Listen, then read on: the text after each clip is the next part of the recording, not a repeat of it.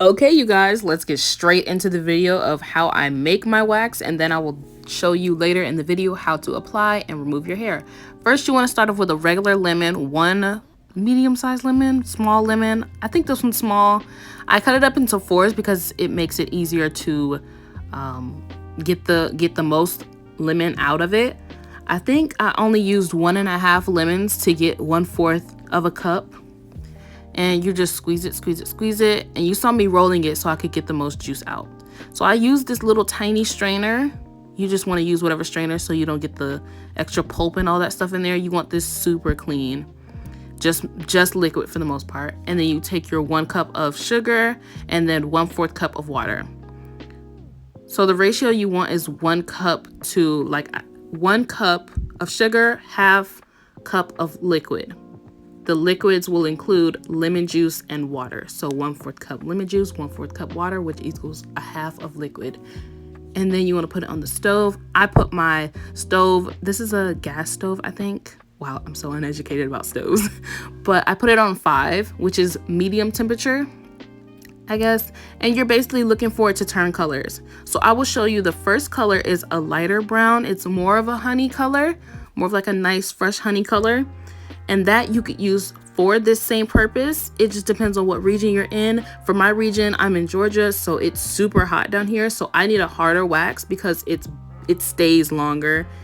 Whereas a softer wax, if once it gets liquidy, it's no longer usable. I'm sorry I'm stuttering so much. I'm trying to say this as fast as possible so this video can be done as soon as possible. So this color is better for a softer wax. This won't last as long if you're thinking of storing this and not using the whole batch, because this will make enough to do your legs and probably other parts of your body. So this is my second go round, and I put it on 5 again, and I let it get to this color. And then as soon as it got to that color, I took it off the stove like I did here. You see it, super brown, super ready. I put it in this type of container because this is the best container to get your wax out of. So now let's get into applying.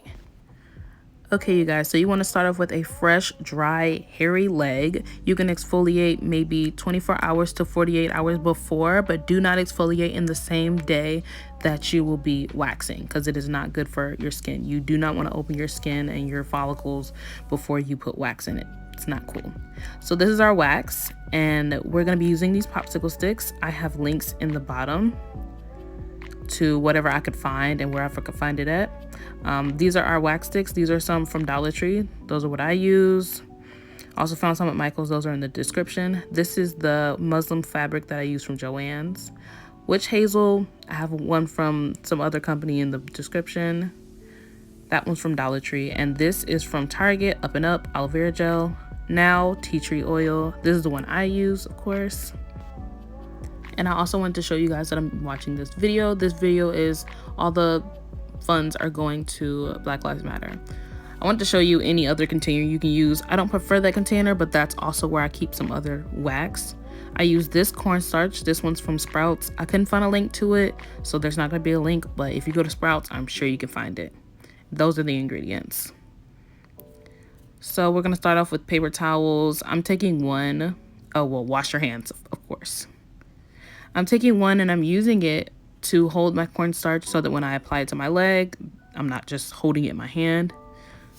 You want to apply it all over your leg or just to the area that you're waxing. This also helps you keep from having moisture on your leg. You want it as dry as possible. Yes, that sounds really bad, but it's not that bad because once you put the wax on there, it's like honey. Once you put the wax on there, it's gone. So I wanted to dry my hands, well, get the cornstarch off my hands so they weren't too dry for me to put it in the wax. And I could feel that my wax was super hard, so I want to put it in the microwave for 10 seconds. I have the high on.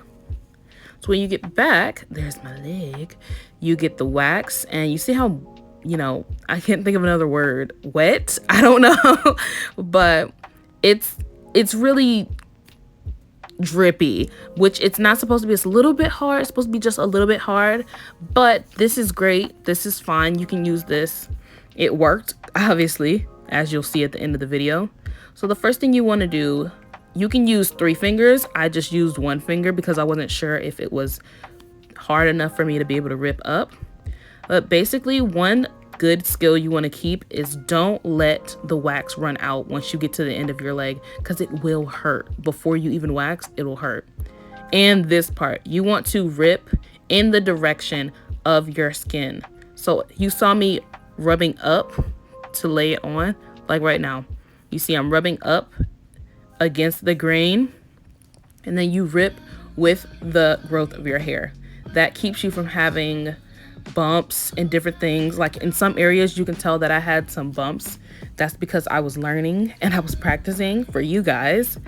So I got better, and now my leg won't look like that anymore. So I just do that all over my leg. I'm just showing you guys how I do it. I'm showing you how you should hold your skin. You should hold it taut. That's what people say. It just means tight. Basically, just hold your skin tight. Pull it back as you pull back on the skin with the wax so that you can get the most hair to come off. And you see how I have like no hair in there. You also want to hold your ball at the tips of your fingers. Don't let it touch the base of your hand, because it will not, it'll just get all wet. I don't know. This is my hairy wax ball. Now you can keep using this wax ball until it turns white, and even after that, because as you can see throughout the video, mine gets whiter and whiter. That's because of the cornstarch and also because of the dead skin that is grabbing up. I know it sounds gross that it's a ball of your dead skin, but just look at your legs afterwards. They're going to be beautiful. Or whatever area. You can use this wax on any area, by the way. And I did not use any numbing cream, so I just did this raw. My second time waxing my legs, it wasn't that bad, actually. The first time was a little bit bad, something to get used to, but it wasn't horrible. I've used like Gigi's hard wax before, which I recommend, but this I recommend more for the price, because it's basically free or already paid for. And it's super quick, super easy to make. Once you get it down, you get it for the rest of your life. Like, you'll get it. And I'm just showing you it's getting whiter and whiter.